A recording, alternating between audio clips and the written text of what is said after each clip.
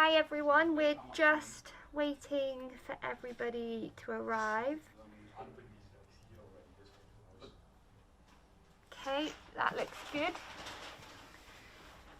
Thank you everyone for joining the match preview press conference today, Chelsea versus West Ham for the Conti Cup semi-final.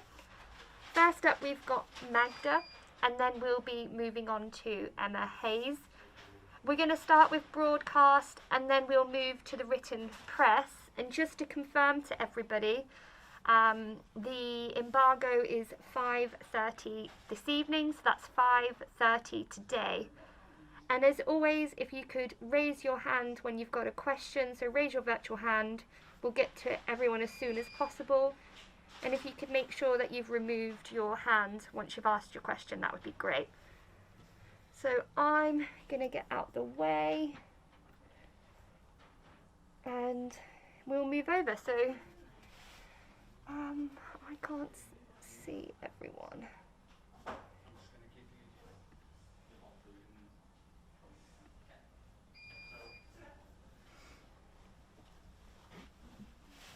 There we go. So if you could start raising your hands, Sky or BBC, do you want to start us off? Because you know what I do? Oh. There we go. Joe, are you there? Yep. Hi Magda, Joe Curry, BBC Sports. Good to see you. A semi-final week is always a special time. Does it feel slightly different in the squad heading into a game like this? Yeah, I definitely think these games are different. We are really excited. I think these are the games that we really enjoy to play. We had a tough battle in the quarterfinal against City, and I think all eyes are on getting to the final now and defending our trophy. What difference does it make when it's a London derby? We know it's always intense when we play West Ham, or the other day we had Tottenham, another derby. So we know that there's a different, it's more intense. It's gonna be physical. But I think every game in this league now is that way anyway. So I think it will be difficult. We have to be ready. We have to have our standards like we usually do. In previous years, some have said that the League Cup comes second and third to the Women's Superliga and the FA Cup. What are your thoughts on that? I think for us, every game we play, we have the same. The objective is the same, and it is to win. And every tournament we're in, we also want to win. So for us, I can't put any hierarchy on it. I just want to win everything. And the fact that you are defending champions, you could be having back-to-back titles. What would that mean to you? What would that mean to the team to reach the final again? I think it's a statement to ourselves and to everyone else that we are a team that wants to be there and wants to win the trophies and win everything that we are competing for. So I think it sends a message to everyone else, but also to ourselves that we are good and we want to be the best team in England. And we know it's tough, but that's our goals. And the fact that the final's being held at Watford, a London ground, how much more special would that make it?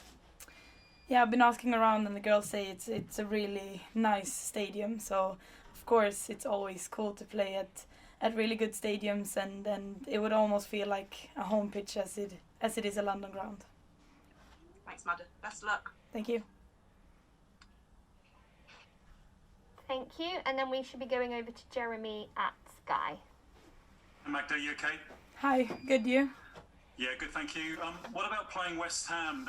They're 25 points behind you in the WSL, so is this semi-final a formality, do you think? No, I think, in my opinion, West Ham is better than their league position at the moment. We struggled to play them in December. It was a tough game. It was 3-2. I think they're always tough to play. They're physical. They have some really good players. So I think, especially as it is a cup game, they're going to give it everything they got. So I have huge respect for them, and we need to be ready. And Magda, it's been suggested in the last couple of days that Emma Hayes maybe a candidate for a job at AFC Wimbledon in League One. I mean, how realistic do you think it is right now for a woman to take charge of a professional men's team in the EFL? No, I understand that Emma is on the market and people want to grab her. She's been doing great results with us. I think it is. We are a long way from it. We haven't seen it yet. I think it's positive that there are rumors at least. It's the question is out there. It's getting talked about. Of course, I hope Emma stays and I hope she doesn't feel like she's finished with us yet. But yeah, I think we do need more diversity in the leadership roles on the men's side. So as to say how close we are to a women getting that job, it's really difficult to say, I think. You think she'd want to do it? I think she wants to achieve more with us first. I hope, at least.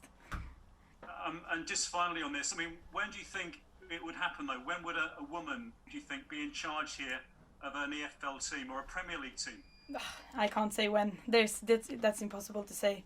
There has to be a lot of factors to be in place. But I do think that it is getting talked about, that it's becoming a realistic option is a good sign that we are moving towards something.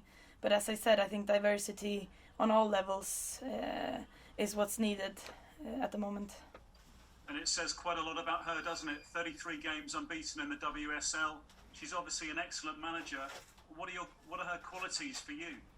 I think Emma, she's always striving to reach new levels. She's never satisfied with just winning or just playing well. She always wants us to reach new levels in our game and to push ourselves every day. I think she expects us to perform in everything we do. She wants to create that winning mentality, and I think she actually has done a really good job of creating that within the team, that in whatever we do, we want to win and we want to be the best. Thanks so much. Good luck. Thank you. Thank you for that. So just to check that there's nobody else for the broadcast section. And if not, we will move on to written. So thank you, Edgel. So we're going to start with Jeremy at Sky. Hi Emma, you okay? Yeah, hey Jeremy, how you doing? Yeah, pretty good, thanks. So Emma, have AFC Wimbledon approached you? And if they were to approach you, what would you say about taking over there? Well, first of all, I think it's important that we'll talk about my game tomorrow. I'm the manager at Chelsea. I manage and represent elite, world-class players, and this for me is an amazing job that I've spent 9 years cultivating all my energy into. I'm not looking for another job. I'm blessed with working with wonderful humans day in, day out, and I think it's important for me to say this. When the football world is ready to adhere to the diversity codes so that BAME communities plus women get the opportunities in football, then I'll see that as a step forward. I think this is not a conversation about Emma Hayes and AFC Wimbledon, but we should be having larger conversations about creating opportunities across the diverse spectrum so that opportunities in the men's game is not limited to those in the privileged positions. And my privilege is what I do for Chelsea, and my focus is firmly on what I do tomorrow night against West Ham. Yeah, I understand that. I mean, would you like to work in the EFL one day though? As I said, I've answered that question. My focus is on the game tomorrow. Tell us about the game tomorrow then, Emma.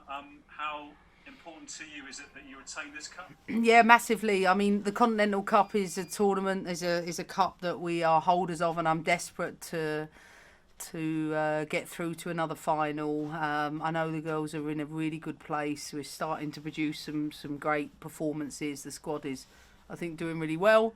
So we know it's a derby. I think it'll be a really tough game. I've watched West Ham under their new manager, and he'll provide a very stern test for me. They're 25 points behind you though in the WSL. I know there was quite a close game, wasn't there, in December, but is it a formality? No, cup games. We've lost a lot of semi-finals, and so I'm reminded of being in this position, and there's nothing worse than being so close to a final and losing out. And I've got so many memories of being in this situation that it's the worst place to be in. As I said, it's their cup final. It's our cup final tomorrow. And I know both sets of dressing rooms will treat it as the one-off that it is. And just finally, Emma, I mean, back to a woman managing theoretically in the EFL. Do you think it's going to happen, and will it happen soon? Look, like I said, I think the FA have worked towards putting in place a diversity code so that clubs are responsible for hiring, diverse groups, whether that's from black, Asian, ethnic minorities to women. I think football as a profession has a responsibility to modernise. And the hope is that if you look at the top organisations in any top professions, you will see that having balance in the workplace is tantamount to successful environments. And let's hope that football progresses towards that. Because if you look at the number of BAME candidates coaching in the football pyramid, it's probably count them on one hand. Like, we have a lot of work to do in our game. Sure. Thanks a lot. Welcome. Thanks for that. Shall we go over to Joe at the BBC? Hi Emma, how are you? Hey Joe, how are you? Yeah, not too bad, thank you. In terms of this game then, team news wise, how's everyone looking? I've got a full quota. I don't have any injuries. Aaron's back, Jess Carter's back. I've got a full glut of players to pick from. So, yeah, I've got even more selection problems as a result of it. It's a nice problem to have. Yeah, I'm it is. Sure. We know you love a London derby. We know Yeah. that you and the players are gutters that the fans won't be there tomorrow. But how much more spice does it need? Any more spice with it being a London derby and being a semi-final? They're a big team. They're good from set pieces. They're aggressive in the second balls. They are direct in their play. They get numbers around and they're going to make it hard. It's going to be a scrap first and foremost. And trying to tell my players today that playing against West Ham or any other London rival in a one-off moment, it's got nothing to do with league form. So we have to be really switched on because this is no easy game. I don't know if it's because of the format in terms of their obviously group stages, but in previous years some have said that the Conti Cup comes third behind the league trophy and the FA Cup trophy. What's your view on it? No, I don't. I think trophies are trophies. Like, you can't start to prioritise them when you got the opportunity to win one. I've always felt that placing the Continental Cup scheduling in and around with league as the priority is something I've always wanted to see happen. And I think we've done that a lot better this year, so that league fixtures take up the weekend and Conti Cup takes up midweek. Like, I think that has been a good step in the right direction, and it also means that by doing that we can play and include our younger players in the group stages. And I know, considering the season ended for us last year at the end of the Continental Cup final with the pandemic, that I'm just grateful that we've got this far. I think everybody is doing their utmost best to keep the games going. And we get the opportunity to play in a final, so everything's at stake tomorrow. The fact that you are defending champions, the trophy's in your cabinet, does that make you and your players even hungrier to reach the final, or is it that hunger there naturally? Yeah, I think everybody knows what my ambition is, and I've got players that mirror that. The successive winning, as I've said, is one of the hardest things to achieve. So driving on the environment every day to contemplate that, I think, is one of the hardest things to do in coaching. And I'm challenged. And as I said before, I've got world-class players throughout this squad. They're malleable, they're adaptable, they are. It's wonderful tactically to work with players that can adjust quite quickly, that are engaged, that are involved. I'm really enjoying the step in the process that we're in at the moment as a team, and but I for certain don't take West Ham lightly tomorrow. Just on the AFC rumours, you are one of the best women's teams in the world. You're pushing to win Europe. As you said, you're working with the best players in the world. It's almost patronising to think that you'd want to take over a League One job of a team who are in the relegation zone when you look at what you're working with now at Chelsea.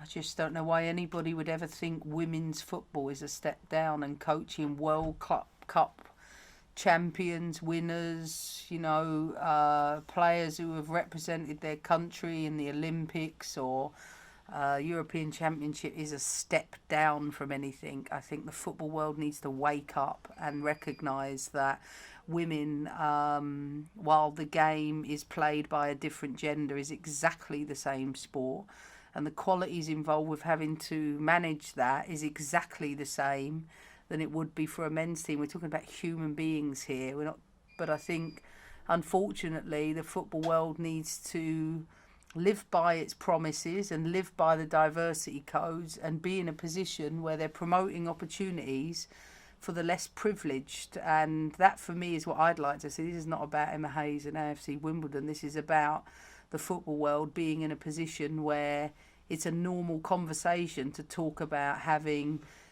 coaches from Asian backgrounds, from black backgrounds, from as women in dressing rooms, not like as an exception to the rule, but as something that's normal. Like, that process needs to begin, and hopefully, that affirmative action is something that can be enforced, because there's so many quality candidates that can do the job across the men's game.